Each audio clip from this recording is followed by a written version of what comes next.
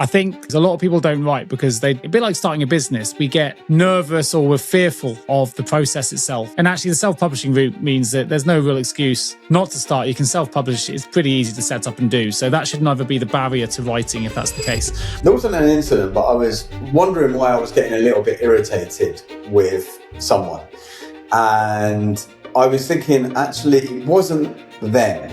And it wasn't the thing. I think I was using them as an excuse for why I wasn't doing something. Actually, whether that person was here or not, I'm blaming them for me not doing something. I'm using that as an excuse. I mean, there's also lots of diet things that have been debunked, right? Like whether it's the Atkins diet, whatever, that sold loads of books, and then they realise it doesn't, it's not quite as effective as first advertised, and no one picks those books up anymore. Good evening, Nick. How are you doing today?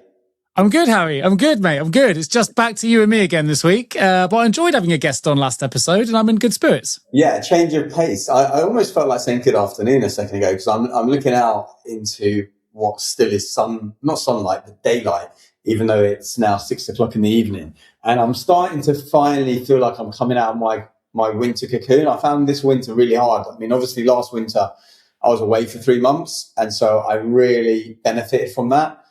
But this winter, for some reason, has been hard. And the last week or two has been really good because a bit more sunshine. I was lying on the beach yesterday having a conversation with a friend of mine on the phone and just feeling very blessed to actually have daylight and sunlight. So I noticed as well, I was scrolling. I haven't been on Instagram for a long time. I feel like I've been off it for about 3 months. But I was scrolling the other day and obviously it popped up my like interests. And one of them, obviously, I'll follow you. And, you posted a picture with you and I think a couple of pictures actually, maybe with you and your dad. So obviously it's March. So has it been 2 years now? 2 years. It has just gone past 2 years, 2-year anniversary. Yeah. So well spotted. Yeah. Lots going on. I mean, funny enough, I'm not surprised by you coming out of your winter blues with 40 days of rain, whatever we had, coming out of kind of winter. At the moment, I should probably send a picture onto our Instagram channel, really, of what I'm looking at. So I've been staring at artificial light for the last 5 hours. And prior to coming on to this episode, I've just recorded an hour's worth of solo content and realized that my microphone cable had come out. So it was only when I went to edit it and realized I've got no audio, I've got to redo the work. So I've been staring into these artificial lights and that they are genuinely really, really bright. I'll have to try and get an image of them. When you're in this room for 5 or 6 hours in a day, it starts to, if my eyes look bloodshot, that's the reason why. But yeah, no, you're right, mate. So I'm deflecting probably, but my dad's 2-year anniversary's come around. Interesting, I said to my wife, I may have mentioned it on the show. I think I mentioned to you, I've had this kind of ball of anxiety going on in my tummy about, I don't know what it was about, just felt anxious or just like a gut feel. And my wife was like, I think you're pretty sure it's your dad's anniversary coming around. I was like, no, I'm pretty sure it's not. I'm not thinking about it all the time. Blah, blah, blah. But I have to say that 24, 48 hours after going through that day, I know it's just another day. It's a Remembrance Day, but it almost completely dissipated. So maybe that is what it was. I don't know, but it seems like it probably was. I mean, it's interesting, right? It responds to things that we're not aware of. It's like the body remembers, right? Isn't that a saying from someone said? The body there's a book called The Body Keeps the Score. That's the one, yeah. The Body Keeps the Score. Yeah. But I was in London on the anniversary with a good friend of mine called Michael Campion, who has his own podcast called The Inner Game. It's a really popular show in Hong Kong. Actually, you guys sat down live together. Yeah, no scripts, live interview. I was on his show, he was on mine, and it was great fun. We toasted with a glass of whiskey in the evening before we got his flight back to Hong Kong, and we're looking forward to getting those episodes out, obviously on a different channel. I was on the HR L&D podcast, but really fun to sit down live and do it. I know we've done it at your house, but being in a professional studio, just chilled, it was a good experience. It was a good experience. I was wondering where you were. I was like, oh, that looks nice and comfortable and everything. So it was good. Yeah. I'll tell you what was interesting though. So this isn't relevant to my listeners. I'm not suddenly saying people go out and get this thing, but talking about my dad, we've probably talked on this show about it. It always reminds me of one of the last conversations we had, which is the idea that failure, can pass, but regret lingers. And one of the things he was sad about when he left was the regret he was never going to read the book that he knew I've always wanted to write, right? When I'm writing it now, it's due to come out in October. It's kind of a biographical story collection of stories that really go around my proprietary fear framework. So obviously I'm still writing that. It's not out yet. But I have got another book which comes out on Monday, which is not the book I think he was alluding to, because it's called The Payroll Pivot, From Invisibility to Influence. It's all about payroll, so I'm not sure it's going to be particularly of interest to most of our listeners. But it did remind me a little bit of going, you know what, since he passed 2 years ago, well, I'd never written a book, and I always told myself I wasn't good enough, or I needed more credentials, or it wasn't the right time, whatever. Because he made that one of his regrets at that moment, I kind of went straight into action mode. And this year, hopefully, I'd have been an author then of 2 published solo books. I know you've been on the journey before me, but I wonder if I would have done this at all had he not said that as one of his last things he said to me, really. And I think I feel quite proud that I've been able to honour him a little bit by getting them out. And this first one comes out on Monday. It's 75,000 words. I've sent it out to like 20 senior payroll directors and leaders, and the feedback has been overwhelmingly positive, which is great. I gave them a Google form sheet, and I've had some 8s, 9s, and 10s out of 10. So really excited for it to launch, and going through that process. And I thought, you know what? I'm sure most of our listeners will say they have a book in them. I know it's the old cliche, right? Everyone says they have a story within them. And I thought maybe it'd be a good opportunity for us to talk about bucket lists, or talk about how do we get up, from starting to finish, how do we get a book published, or whatever. Because you've been there as well. You've been on the journey before, and I'm going to be in that journey from Monday. I think it'd be interesting. And actually, what prompted me to write my first book back, I started writing in 2011, is actually, I was at an event called the Yes Group, where it's a monthly event that was being held for 30 odd years now. And it has different personal development, business leaders, speakers, whatever, each month. And one of the guys who actually I was listening to again on Diary of a CEO podcast, I think he's been on now 7 times, a guy called Daniel Priestley. Yeah, I know Daniel. Yeah, so he was actually re-met him last summer actually at Mind Valley, and said, hey, what's up, sort of thing. And he had his first book, I think, called KPI, Key Person of Influence. And it was about, I think, 5 or 6 steps, all beginning with the letter P, about how to raise your profile and be a key person of influence. But one of the pieces was about publish.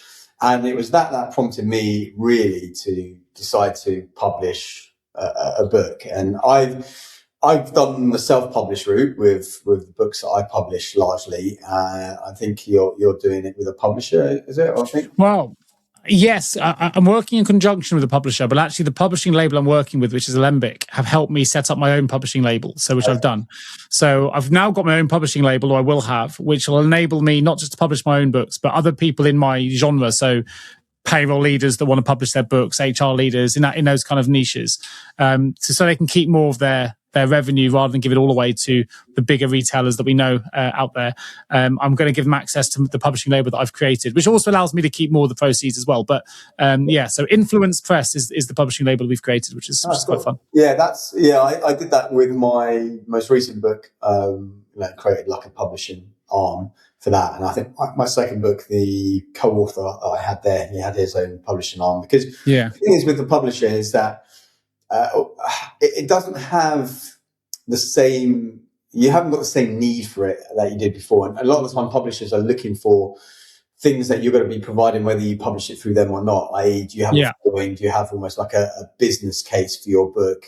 Are you going to do all of the marketing promotion yourself in a way? Because it's a lot of it. I mean, most of the books that they publish, maybe 99 out of 100 are not going to make money, and they're looking for that one that will, or that kind of that unicorn. So self-publishing or creating your own imprint and doing things is a good way to go. I think it would be interesting to talk about your process with this book and also the other book, because there may be different processes that you went. They're very different processes, for sure. And I went through 3 different processes with my books, because the first one was obviously a solo effort, as was the last one. The second one was a collaboration between me and another person. So, and they're all 3 different, very different processes. I think the most efficient process I had was the first one. Truth be told, and I was listening to a podcast with Joe Rogan and I think Michael Pollan. Are you familiar with Michael Pollan? On the Dilemma and Free. I can't remember what his one was about. Psychedelics and consciousness. But anyway, they were having a conversation and talking about different authors and different creatives and saying how a lot of the time, and this might be someone writing a song or writing a book, they feel like it's not them writing it and it's like a download.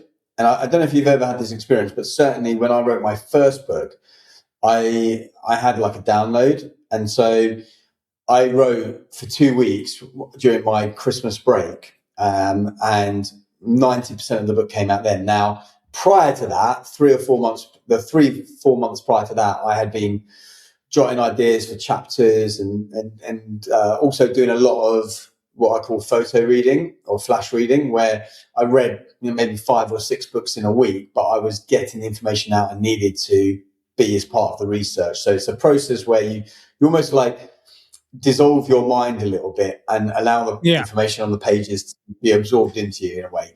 And I use that as a technique to get the background reading. So I had maybe 3 months before of prep work, but then 2 weeks where it was just a download over Christmas and it was like proper flow. I wasn't using any stimulants or caffeine or anything to kind of get into this flow, which is what they were talking about, how they needed.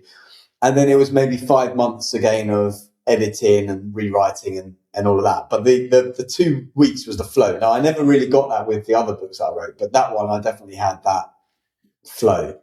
Well, definitely a different process. I would first go mention, just go back a little bit on your publishing piece. I think you raised a good point because a lot of people don't write because they a bit like starting a business. We get nervous or we're fearful of the process itself. We think, I don't understand the process. How do I go about it? So I just won't start. And actually, the self-publishing route means that there's no real excuse not to start. You can self-publish. It's pretty easy to set up and do. So that should never be the barrier to writing, if that's the case. I would say that it's been a learning curve having been writing 2 books alongside each other, of which they're completely different. So I've got one, which is the Payroll Pivot, which comes out on Invisibility to Influence, comes out on Monday, which is clearly for my niche in the industry that I work in as a payroll influencer, in inverted commas, or someone that talks about that space. So that's been a very different experience because I've been utilizing podcast interviews for over 400 episodes where I've been meeting with industry leaders. I've never processed payroll in my life, so I can't get into the technical detail of how to process. What I can do is give stories and observations of the people I've met along the way, and obviously through placing thousands of payroll people in my recruitment career, and what a good CV looks like and how a career should be elevated and all those things, and putting all that knowledge into a book. So I have used an AI tool to support me on this, not with the writing, just to make this clear, but what I did is I downloaded all of my transcripts into Notebook LLM. And then when I'm writing, I need an example, I can use LLM to sort of filter through all the 400 episodes of hours of content, my words anyway, guess words, to pick out the relevant examples for the point I'm making. So that's been something that saved me a lot of time. But it's still taken me 18 months to write it. My first draft in the mind dump thing was interesting. I did 125,000 words and I got completely lost. And I couldn't, you get lost in the words anyway. I don't know how many times I've read it. I must have read over 1 million words trying to get these 75,000 out. It feels that way. But I got to a point where I met a book coach and I was I don't know how to get it from 125,000 words into something that's consumable and reflects what I think. And basically, she's been wonderful. She's kind of said, this is too much information. It's too technical. This is, repetitive. So together, she's really helped me to crystallize my ideas, bring them into a really good framework so that it can be consumed much easier. We're now down to 75,000 words. The rewriting has taken forever, the constant proofing. And in a world, for the payroll side, it's constantly evolving. So there's always a new chapter to add before you publish. And I think that's been the hard point for me. It's like, I'll delay it a month because this is coming. We've got an AI development. We've got a new whatever. Legislatively, there's something changing. We're about to go into a new financial year. Do I wait till then? And you just have to have a close-off point. Well, so that's what I've done. Otherwise, you end up like me 10 years later where, some of my delay was that my book, Super Vitality, took 10 years to get out for some of those reasons. And some of the reasons that maybe some listeners are thinking about, okay, am I qualified to talk about this? Is this good enough? Hasn't this already been said before by other people? Yeah. All of these things that I didn't really have as a conscious thought in my first book. My first book, I was in a bit of a catalyst whirlwind year of changing my life and believing anything and everything was possible. So I just went for it. Whereas by 2015 to 2025, I'd kind of had a different approach. And so, I had all those doubts, and I never took it down from the 125,000 words. My book, I feel like the chapters actually are pretty readable. There's one big chapter, which is the food chapter, but the other chapters are pretty readable. And the way I wrote it, I'm not sure if this is similar with yours, it's not necessarily has to be read cover to cover. You can dip into if you're interested in sleep, you dip into that chapter. If you're interested in exercise, mine isn't like that. Mine is definitely sequential. You need to kind of move through. I think what I'm really proud of in the payroll one is two things. The feedback I've had already back of those that know me is everyone's come back saying, Nick, it's almost like I can hear you talking to me on the page, and I wanted it to be my personality, me coming through. So I think I've nailed that bit. I think the second bit is I don't think anyone else could have written this book. And the reason for that is I've woven in my fear thesis, my proprietary frameworks, my IP around what I think fear is into the manuscript itself, because it's, the subtitle is Invisibility to Influence. So what does that mean? How does fear hold us back? How does it keep us small? So I'm really, really proud I've been able to weave that into a payroll book. I think also no one else really has my lens because I don't process payroll. All the other books that are out there in my niche tend to be written in terms of how to process, how to handle compliance. I think the difficulty is the bit you mentioned is how do I make sure it never dates? And that's been harder because things are changing. I've tried to write it in a way where, whether you're talking about COVID or AI or whatever, it's not so central that if you pick this book up in 3 or 4 years' time, it's out of date. And I think that's been quite a hard thing to navigate. I didn't anticipate that when I started writing it. But later on, I was like, now, 18 months on, COVID is even less relevant when I started writing it. I think you've got to actually cut and strip a lot of that stuff back. Yeah. And the book coach I've been working with is like, you don't need that, Nick. Just make it generic. Like, what happens if there is a major incident in the future? It doesn't have to be COVID. Make it more relevant. So that's been a learning curve. Yeah. I think where it's been interesting is in terms of the other book, which I'm writing now, and I'm 9 chapters into that. I feel, because I haven't been working with the book coach on the second one, I feel like I need one because I've seen how much it can help me. And I think I've been trying. So it was interesting you saying you'd be reading loads of books a week. I've been trying to read absolutely nothing because I'm terrified I'll be influenced, subconsciously, and it'll find its way onto the page. So I have my fear theory, my proprietary framework so dialed down so well now that I don't want to read someone else's view and it to influence, or even listen to a podcast about fear and let it influence my words. So I found that quite challenging because it's a subject I'm really passionate about. I'm in the middle of my writing, but it's definitely sequential because it runs through my story from when I was a child all the way through to an adult. I've tried to make it really accessible. If you're no interest in fear whatsoever, hopefully the stories themselves are still relatively entertaining. So a very different kind of book. And I think I've gone from one which is quite technically sort of, got a lot of cognitive load on the first one, the payroll one, because it's for people that understand that space, versus a book on fear, which I want to be accessible to everybody. So I have to kind of make sure that the cognitive load isn't so high that people can pick it up, read it on an airplane, whatever, and get to grips with it. And then if they want to explore it further, that'll probably be book 2 where I go more deeper into the thesis. So I'm finding the fear one, which I thought would be the one I am most excited by it, and the one my dad wanted to read, the harder of the two to write. Well, yeah, because it's, when it's your, I keep saying the word opus for my book. It might not be the right term for yours, but where it's for me, it's like almost my life's work or my adult life's work, where I'm putting it onto the page because, again, mine's about my leadership beat model, which is that, proprietary framework that I have for health and vitality and energy that many people have been hearing about from me for 15 years and even doing courses on it, but there wasn't anything on the page. And so that was really, personal to me. And it was hard because I wanted to get it right. But I kept having the phrase that I heard once from the founder of LinkedIn attributed to, where, if you're not embarrassed by the first product you ship, you waited too long. So it's this idea of, I'm not embarrassed, obviously, by the book. I'm very proud of it. But could there be more tweaks? Yes. Would there be more tweaks if I waited longer? Yeah. But then you're going to wait and wait and wait and wait because you, like you said, AI has come into it now and this is finished. And then you keep, and actually your point before about making it timeless is a good point. I think with the books that I've written, because of their nature, they are somewhat timeless. There may be the odd reference to I would agree with you. Someone has read your books. They are, they are relatively timeless. I think, unless there's some major breakthroughs in human anatomy and understanding, that they'll stand the test of time. Exactly. Whereas that's not to say that if someone's listening and they're thinking that they've got a book, I remember there was a book once, What the Plus. It was called What the Plus. I don't think I actually ever read it, but some influencer put it out, and it was actually, the title was about, if you remember, Google Plus. Google's foray into social media. Do you remember that? It died a death. Yeah, it's gone. But that's not to say, like, the thing is with those books, they have to be executed quickly, and you have to have a good marketing.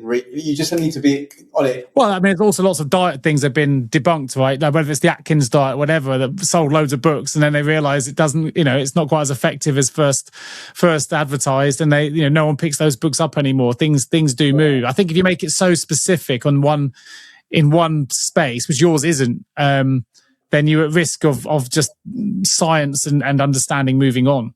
Yeah, so I think that's it. I mean, I remember I read, what was it called? It was something about, The Tao of Physics. Really interesting book, actually. It was a book that I'd always wanted to write until I realized it had already been written, which is the intersection between Eastern spirituality and modern science and quantum physics and personal development, effectively. Because I studied all those things and I saw the overlap between all of them, and actually how they were all saying somewhat the same thing without actually saying it the same way. And then I read this book. I can be honest with you and say it's never a book that I thought about writing, if it makes you feel any better. Yeah, well, physics was, I'll leave that to you, Harry. I wanted to show people that we're all looking at the same coin, but from different sides. And I read this book, and it was essentially saying that. However, it was written in 1970 something.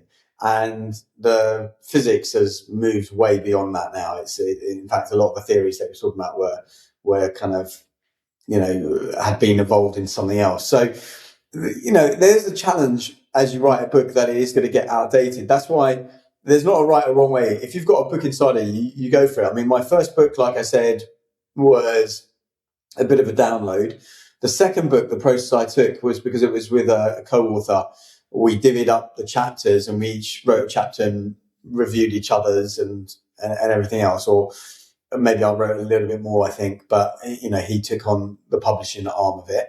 And then the last book, I think I had ideas because I already knew what went into the leadership beat model. So effectively each chapter was going to be something to do that. And what I did with that one from a practical point of view is I wrote the chapter headings up on an A4 piece of paper. And then I put all those pieces of paper up on I remember you telling me this process. On my wall. Yeah. So whenever I got an idea, I would write it on there. Or if I listened to a podcast, I would write, episode so-and-so, 35 minutes in, blah, blah, so that I could come back to it. As I had for about 3 years, all this paper on my wall. And then it was about putting it into a story a little bit. And also a lot of people say that my voice comes through in my books, which I also get when I'm speaking on stage, which I think is a really good thing. Sometimes it seems maybe a little bit unprofessional for some people, but that's usually people who are a little bit more stuck up. And I like to make people feel like I'm talking to them in the living room, right? I think the challenge I'm finding on the Fear book, which is the working title, which might change, but I quite like it because I was inspired by, I've told you this before, Bear Grylls' book, which was Mud, Sweat and Tears. And he talks about, where he's, all the mud he had to face in the SAS and all the bits he's done.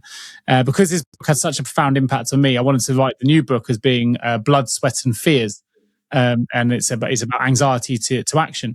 But I think part of the challenge I'm having in writing, and I've written up to chapter 9 now, I haven't written the most challenging chapters, is you've got to write a book about fear and how to overcome them. But in doing so, I've got to overcome my own. My own in the sense that I haven't written a book before, so there's fears attached to that. Some of the stories I'm sharing are very, very personal and pretty traumatic, and I definitely risk judgment from some of the readers. Not everyone's going to resonate in a positive way necessarily because they're quite confronting, some of the stories. And there's stories that, despite being on this show and having, recorded 400 or 500 episodes of podcasts across 3 different channels, there's stories that people don't know about me. But I feel like if I don't include those stories in the manuscript, then I'm not being authentic. I'm not being true to my readership, and the people that want to pick it up and read it, I think, would expect the very minimum from the author, which will be to be honest about their own fears. So tackling that in the written word and sort of opening up the Pandora's box that you lock away in your head to keep you safe has been an interesting and cathartic, therapeutic, I don't know, confronting process. And you'll know some of those stories because we're friends, but our listeners don't. And then you sort of go back to Stoicism a lot. The obstacle is the way. The idea that the impediment to action advances action. I've got to go, okay, that's an obstacle I have here. If I come across an obstacle in my writing, I have to think to myself, as my whole thesis dictates, that's a signal. It's telling me this matters, and therefore it needs to go on the page. But I know that you'll know when it's out there and it's published, it's out there. There's no retraction. I can take it back now in quite the same way. So it's just me getting to grips with some of that. And I feel confident in doing so, but it does slow down the writing, and it makes you more of a perfectionist in your own words. And I think when I get around to the proofreading element, when I've actually finished the first draft, if you like, because what I've done is I've written each chapter without proofreading as I go. It's just written. I'm leaving it there. So when I come back I'm coming back with fresh eyes. So when I finish the sort of the raw manuscript, I think that the proofreading element is going to be quite confronting and quite challenging. But on the back, on the other side of that, hopefully it means I'll end up with a really good book that helps a lot of people. And whilst it may, not be everyone's cup of tea because of the stories that I talk about, I'm sure for some people it'll be really helpful. And I guess it's focusing on the impacts rather than the judgment. Yeah, I think the other thing is that people judge, but also they're judging themselves a lot of the time, and you're not going to please everyone. You can't be thinking like that. And also people move on, right? I think about the news cycle and how quickly it moves, and how the biggest thing in the world is a footnote. Like, even I was thinking for the poor people in Gaza, right? Now, no one's talking about Gaza. Supposedly there's a ceasefire, but I'm sure there's been at least 300 people killed since that. And yet now, and then also Ukraine, right? Forget that.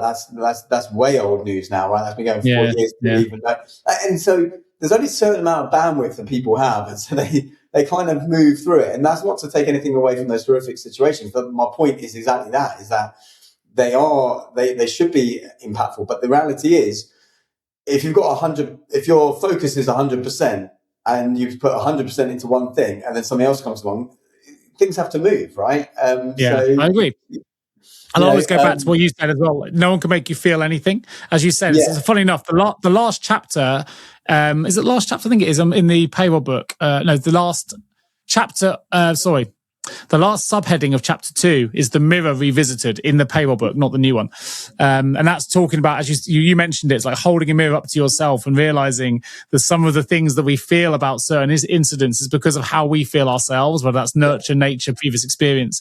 And as you can never really make anyone feel anything, right? It's our perception of what that thing is. So you could say something, Lucy could say something, I'll be more offended by Lucy than you, and yet they're the same words. Like, they're just words. They're just it's just a voice. It's just the way we interpret a sound. But that interpretation is everything. It's everything in terms of how we feel inside. They say in NLP, I remember it from 15 years ago when I did my training, if you spot it, you've got it. And I think that's a really important thing, because it sounds, again, a bit of cliche. And what does it really mean? It means in order to recognize something in someone or a situation, you have to have knowledge of it. You have to have experience of it. And I was thinking about this the other day with, I think there was an incident. There wasn't an incident, but I was wondering why I was getting a little bit irritated with someone. And I was thinking, actually, it wasn't them and it wasn't the thing. I think I was using them as an excuse for why I wasn't doing something, when really it was a reflection of me saying, actually, whether that person was here or not, I'm blaming them for me not doing something or not being where I want to be or whatever. But actually, if they're not around, I'm still doing that situation. So it's not them that's stopping me, right? I'm using that as an excuse. And that's what jumps into my head in that, like, those spotty, you got it, all of those sorts of phrases. So it's interesting holding up the mirror and, like, what is it? one of the meditations I often use is, there's 4 from this Vortex meditation pack that I've had for about 15 years. And one is about relationships and how we have to have lots of different types of people in the world, because we need those people to have different ideas. As I think I've said before, if we all believed and thought the same thing, we'd all be living in the same place, wearing the same clothes, going to the same job, right? So we need differences, and it's about understanding that. And even the chapter I was reading today in my book, I think I've mentioned it before, The Great Salesman in the World, that I read today. Every year. I normally read it in my head, because each chapter's around 3 pages. But today I decided to read it out loud. And obviously it resonates a lot differently when you read it out loud. You really soak up the words. And today was chapter 2, and it was about greeting this day with love in the world, and seeing love in people and situations, and, loving the poor and loving the meek and loving the wealthy and loving whatever. And I thought about that today, especially because I had a tradesman coming around to fix something in the house that they'd come around to do, but they did a bit of a crappy job with it before. And so the doorbell rang, and just as I was about to open it, I did that pause that I think I've talked about before, where you just take that pause at certain points in the day, thinking about how I want to be with that person, thinking about the book as well, and then making sure I had that smile on my face and welcomed him in and did all this. And it was all fine in the end, but it set up a way for me to interact with them, rather than, it makes sense. Them getting annoyed with me because I haven't paid them the full amount yet, because I was waiting then to finish all sorts of things. And all of it, I mean, we're both fans of Stoicism and Marcus Aurelius, but it's like the idea of not being owned by your emotions. And that's what I'm going through in my writing, right? It's like, sometimes if I'm distressed by something external, it's not the thing itself it's troubling me, right? It's my judgment about it. It's like, I've just got to come to terms with that. And I'll always go back to the things you say it a lot on the show, which is nothing means anything but the meaning you give it, right? So it's just me going, I've got to put the words out there, and there we go. And if you're aggressive about those words or unhappy with them, that doesn't mean I have to take that interpretation on and wear that. That's like, you can waste loads of time trying to arguing about what a great person is or what makes a better man or human or whatever. The key actually is just to be it.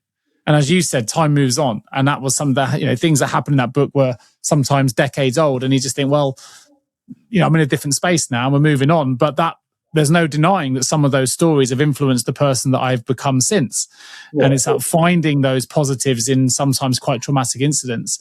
And for some, they'll read it and go, don't find it necessarily that traumatic, because they may have been through something in their own lives that is by comparison in their minds worse, indifferent, whatever. So I do find it, but it's been a really interesting experience writing. I will say that I've become addicted to it.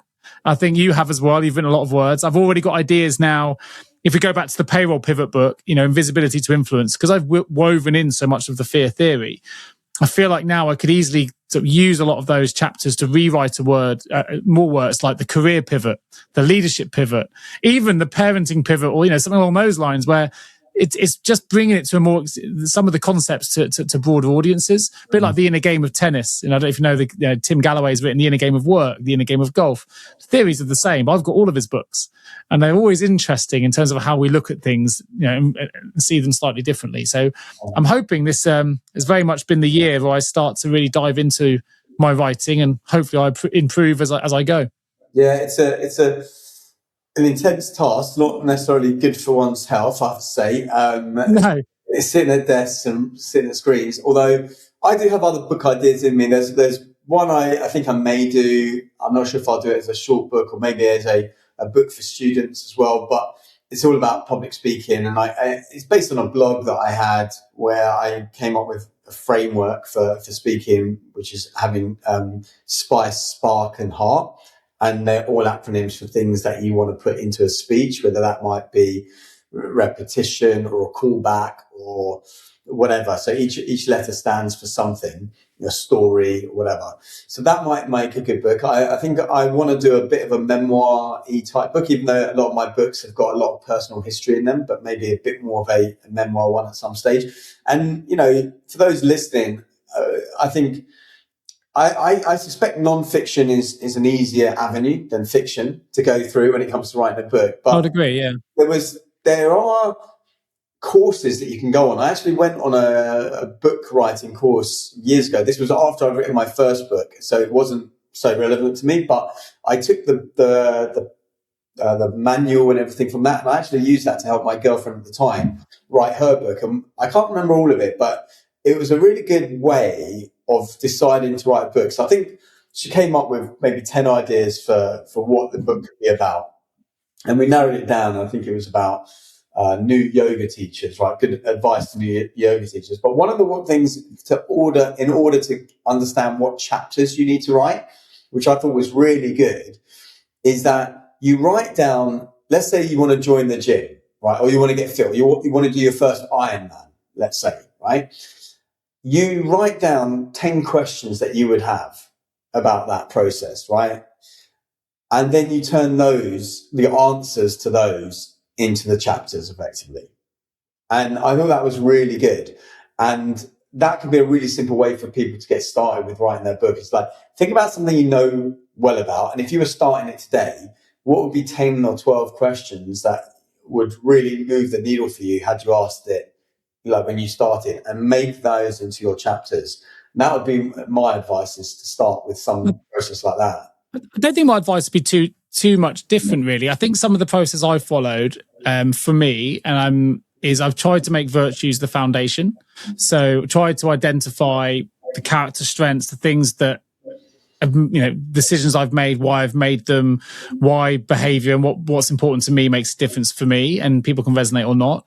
I think to do that, you've got to be really self-aware. So again, you could still use the Ironman example. Like, why am I doing the Ironman? Understanding the purpose behind why you're doing it in the first place, rather than just the tools of doing it, because everyone's going to have a different sense of purpose. And actually, it's purpose that gets you to the finish line more than the nutrition or anything else. You've got to have a real clear reason as to why. And then you've got to be really aware, be self-aware of your limitations, your own values, your strengths. Are they aligned with your actions at the minute? So if you want to get to an Ironman thing, but you've got kids and you've got other responsibilities, how do you fit that in? Understanding that people reading it have got the same kind of thing. I think there's also going sort of beyond the external validation as well. So the idea being that it's about internal satisfaction, not necessarily getting the time with Ironman that makes everyone else feel happy. Again, linking it back to your why. Why is this important for me internally? Why am I writing this book? I think on the fear one, I've had to remind myself a lot, why am I writing this? Because some of this these are quite difficult stories to write. And I know that I'm putting myself out there to be judged. So my why has to be really, really important. My purpose has to be really, really clear. I think if you get to that point and you're willing to, I think the key here is if you're willing to write it as if no one would read it, you're not chasing the money. Your money will chase you if you get it right. That if only you read it, Harry, or only one person read it, or whatever, had it for me, I would like my book to impact one person. That'd be great, in one of my stories, to take an action. Like, that's more important. I think then it comes from a place of more authenticity. And then I think that really helps you create those 10 questions. I think you need those questions. You better answer them. But otherwise, I think you go into a place of going, I don't know, it's surface level. We can go deeper with the questions. Are you writing a book that you'd be happy if no one bought it?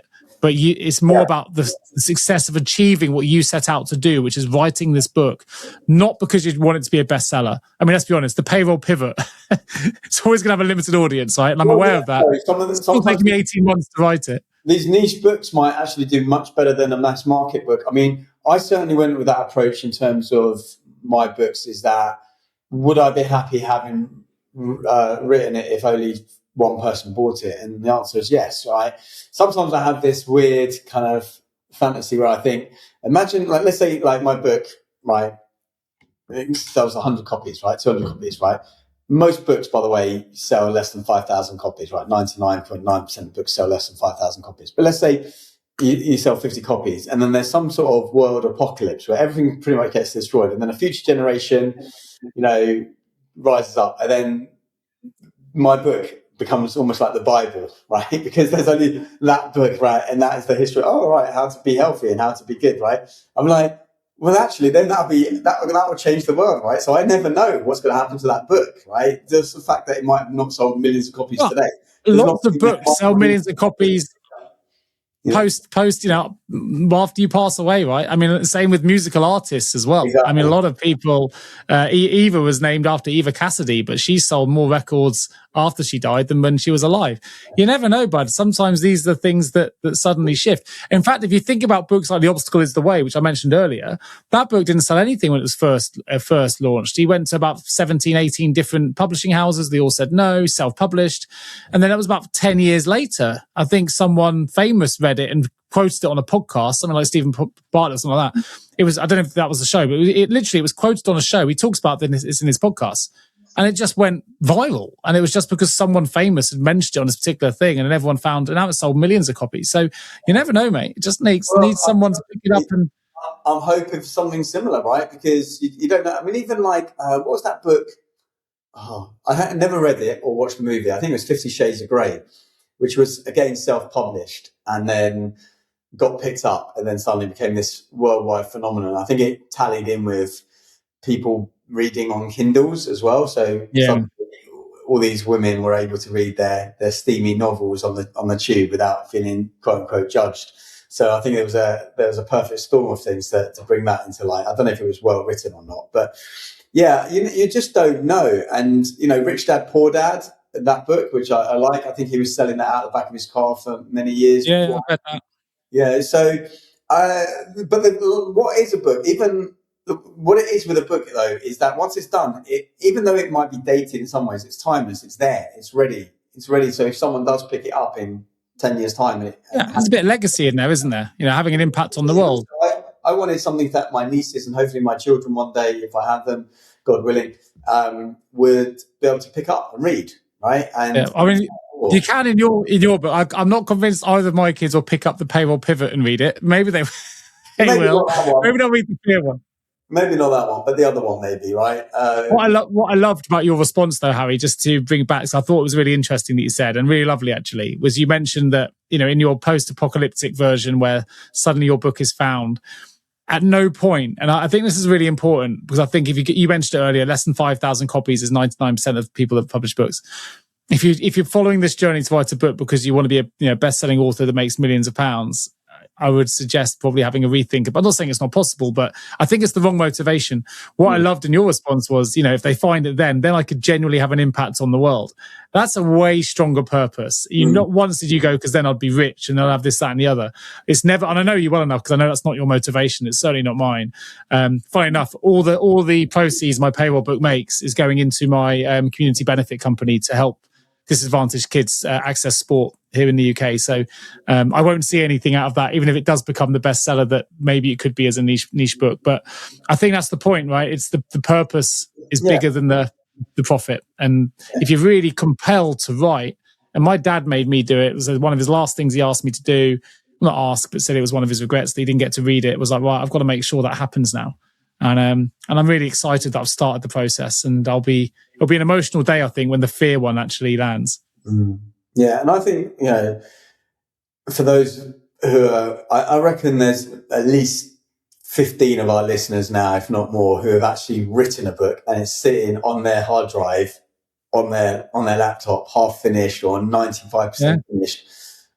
Don't wait for things to be perfect, right? Just get it done, right? The cover's not maybe going to be perfect. I even noticed in both my first two books, I haven't yet noticed it in my third one, but I noticed it maybe years later, a couple of typos, and I'm not sure how they made their way. But also I've noticed that sort of thing happening in very famous, properly published books in times as well. So things aren't going to be perfect. And so don't wait for perfection is the enemy of progress, right? So I say perfection is the enemy of action. And so I think I kind of got over that idea of perfectionism a while back. Sometimes it creeps up here and there, but also like when it came to, for example, this tradesman today. So it was just about refitting these blinds, which weren't quite right. And I was thinking about even our podcast as I was looking at his work afterwards, or even just during. And it was, he tidied up, but as soon as I went over, I noticed there's still some rubbish like tucked in somewhere or whatever. And I was thinking that a lot of the time people are just not fully present and not fully there when they do their job. I just want people who are there. I was actually in Dunelm today because I was buying some sheets, and the guy, I wanted to say to him at one point, are you all right? He looked like someone who wasn't stoned at the time, but, like that kind of someone who smokes a lot of weed, probably, who's just a little bit not Yeah, there. yeah. And often I just find that I'm looking for people who are paying attention, right, to their craft, to their work, to look at a job and see, okay, it's not, we're not going to get it perfect, but have I really done the best job here? Have I really focused on it? And sadly, I find that sometimes I'm not seeing that as often as I'd like. And then I reflect And you can, me as well sometimes. I agree, man, but you can find purpose in the most meaning, the most, what's the word I'm looking for? Like repetitive of tasks. If you understand the reason why you're doing it, if it's to support your family, it could be around, if it's just having a good community. I mean, a good example of this, I think, is watching like Superstore. I don't know if you watch that. It's a US show. My son absolutely loves it. Right. They're all relatively menial tasks they do in the job, but there's so much more meaning to the work because they love the people they're working with. It's the stories, it's the relationships, it's all those things. And how you do one thing is how you do everything, right? And I think if you're in a job and you're just not bothered, like time is going to go slower. You're going to, it's time to just. I say that phrase to my students every single time, right? Because I ask them to get the room silent. I don't know if I've shared this with you before or not, but to get the room silent. No, I don't think so. I normally say, because I don't want to shout out for quiet. And this works really well in 99.9% of the classrooms I do it. I just say, I'm going to just put my hand up nice and high like this, right? When I put my hand up, put your hand up, because we'll all face different directions, but more importantly, go quiet. But then I say, look, don't put your hand up like this, where you just hold it up to your shoulder, or like little finger up. And I say to them, right, how you do anything is how you do everything. And so if you can't be bothered to put your hand up, it tells me that you can't be bothered somewhere else in life as well. And so I think, like, when you're doing a job, whatever it is reflecting how you do things elsewhere. And often the point of doing the job is not, I think we've shared this phrase before, which I like, right? The point of doing the dishes is not to get them clean. The point of doing the dishes is to do the dishes. And I think when you understand that it's the art itself, it's the craft itself, it's the journey, as it were. It's not the outcome, because the outcome is fleeting, it comes and goes. And it's like many things in life where you need to have, I guess, purpose in the process. Well, I mean, the line, we talked about that line probably in episode 6, way back a couple of years ago when we started this show, and we brought it up. We talked about Johnny Wilkinson talking about him finding purpose in washing the dishes as much as he did scoring the winning goal in the World Cup. And he talks about that in his, on the High Performance podcast. Well worth checking out. It's an old episode now. But if you're a fan of Johnny Wilkinson, it's a brilliant episode. But the line I always remember when we were talking about that episode, it's I think it's just a brilliant line. I think it's in The Breakup, the name of the movie, which is with Jennifer Aniston. I love that. Yeah, I want you to want to wash up. And it's like, that's the thing. It's not about the washing up. I want you to want to do it because it means something to me that you're doing it. It's the whole, it's not about the task. It's about what the task represents. And we miss that. I do love Vince Vaughn movies. Vince Vaughn, that's it. That's the other guy, yeah. Vince He's Vaughn. good. I rewatched, I think, Dodgeball the other day and The Internship. And then I think there's something coming out soon with him in that he's a completely different style of character. But I like his early noughties or mid noughties. Yeah, I like Vince Vaughn. He plays the same character in everything he's in, but he owns it. It's very much him, right? It's good. I mean, for me, a lot of the time, I've been finding myself wanting to watch light-hearted things, and a lot of the time that's with my mum as well, because she doesn't want to watch anything heavy, so I can't really even watch a thriller or whatever, because she wants to watch comedy, she wants to watch light-hearted. So often I just find myself rewatching things I've already seen, and things with like him in there and Owen Wilson, things like The Wedding Crashers. Yeah, all of those. Love Wedding Crashers. Will Ferrell as well is a favourite. Well, yeah, they're highly rewatchable. So I love them. But that's also about great storytelling, right? I was watching. I'm going to butcher his surname. Is it Zach Galifianakis? Or I can't quite get his surname. Yeah. I watched some. I've been watching his roast. I saw one on Instagram the other day where he's talking to Ben Stiller, and he just says to Ben, do you think your parents would be disappointed you didn't follow them into comedy? And it's just like Ben Stiller ends up walking. I'm sure at stage he walks off set.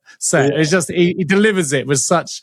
Oh, it's so good. I don't know if you haven't seen his roast. They're very good. His interviews between two ferns or something like that. Yeah, that's the one. Yeah. I think I actually watched a movie with him the other day, an old one with him and Robert Downey Jr. called Due Date. Not the best movie, but it was somewhat enjoyable. I think I was watching it because I was laid out with my back, which actually is still problematic 2.5 weeks in. However, I went for acupuncture today, and Okay. it feels, it knocks me out when I go for acupuncture. I wanted to just fall asleep. But there's a community acupuncture place, so you can get it for quite a decent price. And I've only been back a few hours, but I'm like, oh, it feels good. I'm going to do it once a week for the next 5 or 6 weeks, and also do some other treatments. It's definitely improving day by day, but it's so painful when you've got a back. I mean, your health or your life or your age is the age of your back, as they say, right? Whatever age your back is, that's what age you are. And honestly, when your back is out, it really feels like you can't do much. Everything revolves around it, you know. I've pulled my calf again, which is a recurring injury that's gone once again, which is quite frustrating. But that side, I've got a paddle match at 6 a.m. in the morning, so I'm gonna have to strap it right up and hope it holds, which probably isn't the wisest move. But it's too late to cancel the game. I tried today, and it doesn't let you with a 24-hour cancellation, so everyone else will lose their match. So I'm going to strap it and play anyway. But hey ho, these are the times when we get older, you get injuries, you got to try and probably should rest. I mean, my friend was sending me, he's just joined David Lloyd's, and I think they have this fancy new machine there that tests your age in various ways, from flexibility to this, that, and the other. And he was a bit mortified because he's a big lad, right? He's 6'4", played a high level of rugby back in the day. He's still into sports. He did one of the hardest Ironmen. Can't remember which one it was. I want to say it was in Norway somewhere. It was a cold one. And, you know, he's a big guy. He did it much slower than you, but, you know, he still did it. So he's always been into physical fitness. He's not been really great with his diet, if I'm honest. And he still has a knack for having way too many canned drinks. But he sent us the results of, I think, his flexibility test, which has shocked him. Right? He's my age, 48, and he was 65, I think, for flexibility. Wow. 65. And something else threw him off. But then today he sent another one, and I think chest strength was 38 years old, legs was 36, and core, I think, was 46. So I think he was a lot happier with that result. But I think I told him if I got tested today, I think my flexibility would be around 85 years old. So I was like, don't worry too much. No, well, there's a thing about how we're feeling on the day of the tests and what elements we've got, right? You'll always get a slightly different result, probably. Yeah. But, well, look, it's been a good chat. I'll be really interested to find out if any of our listeners have got a book inside them, like what that book is. Either let us know a title, let us know if we've hopefully motivated you to get started. I would say it's been a phenomenally exciting experience, and I've enjoyed it way more than I thought I would. I'm really excited to get my first book published on Monday, which is hopefully all going well. That's when it'll be out. Book cover designs all signed off, manuscript signed off, so we're just in the final throes now. And look, I recommend it. It's when it's out there, it's out there. So yeah, it's going to be very successful as well, because you're very well known in that industry and a thought leader and someone that people in that space. Yeah, but it's been I think it's cathartic. I think if you've got a book inside you, like don't you never know what's around the corner, right? You don't want to be on your deathbed thinking, I wish I'd done it. No. So failure heals, regret lingers, and you don't want that. So if you've got that there, it's the Chinese proverb, the best time to plant a tree was 30 years ago, the second best time is today, something like that. Yeah, 20 years ago, or whatever this phrase is, second best time today. And I think it's good words, and the words of Nike, just do it. Right? Don't overthink it. Just do it. Mic drop. Good stuff. Nice. All right, Harry. Well, look, I will. Next time I speak to you, mate, it'll be out there. So we'll see how the reaction is to the first one, and we can crack on with the second. We'll be holding up a copy next week, and we can see it. Yeah, I'll do that. That'd be fun. Well, look, I hope you have a good week. I hope your back recovers sooner rather than later. On the mend, and I hope you have a good paddle game tomorrow. I need to get into that. Once my back is sorted, I'll be on the beach with paddle courts here in Brighton. Yeah, if not, mate, we'll partner up sometime in London just for the crack. Yeah, good stuff. And thank you, listeners. Maybe you can find us at mindful_podcast, pass_podcast on Instagram. Check us out there. Follow us if you can. Leave us a link, a follow, comment if you watch this on YouTube. Any comment is good. Just, hey, enjoying it, guys, because it really helps the algorithm spread it to further places. Subscribers are building. So I hope if that's one of you, thank you. Leave us a comment, leave us a 5-star review on your podcast platform, and we'll hopefully catch up with you again real soon. Take care, everybody. Have fun. Cheers.